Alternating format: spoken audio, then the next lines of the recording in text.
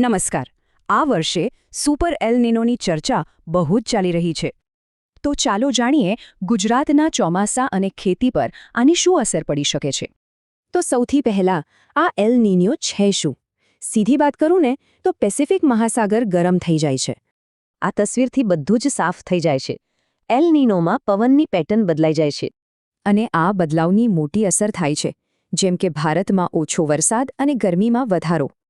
તો 2026 માટેની આગાહી શું કહે છે? ચાલો જોઈએ કે આંકડા શું કહે છે.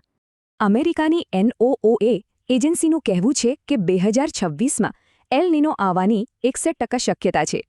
ભારતમાં પણ IMD અને સ્કાયમેટ બંનેનું અનુમાન છે કે ચોમાસું સામાન્ય કરતાં ઓછું રહેશે. પણ આ સુપર એલ નિનો શું છે? આ તો એલ નિનોનું એકદમ મજબૂત અને ગંભીર સ્વરૂપ છે. અને ખાસ વાત એ છે કે મોડલ્સ પ્રમાણે 4માંથી 1 શક્યતા ખૂબ જ મજબૂત એલ નિનોની છે. એટલે એલ નિનોની શક્યતા તો છે જ, પણ સુપર એલ નિનો એ ખાલી એક સંભાવના છે, પાક્કું નથી. પણ આ બધાનો ગુજરાત માટે શું મતલબ થાય? ચલો એ સમજીએ. જુઓ, વાત થોડી જટિલ છે. આખા ગુજરાતમાં એની અસર એક સરખી નથી પડતી. ભૂતકાળના અનુભવો પણ કંઈક અલગ જ કહે છે. ક્યાંક વધુ વરસાદ તો ક્યાંક ઓછો.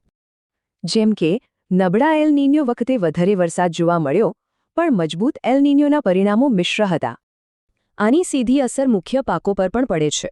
ડાંગર, મગફળી અને કપાસના ઉત્પાદનમાં ઘટાડો થઈ શકે છે.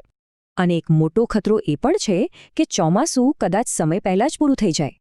યાદ રાખજો, આ બધી ખાલી આગાહી છે, કોઈ પાકી વાત નથી. ગભરાવાની જરૂર નથી. પણ હા, તૈયારી તો કરવી જ પડશે.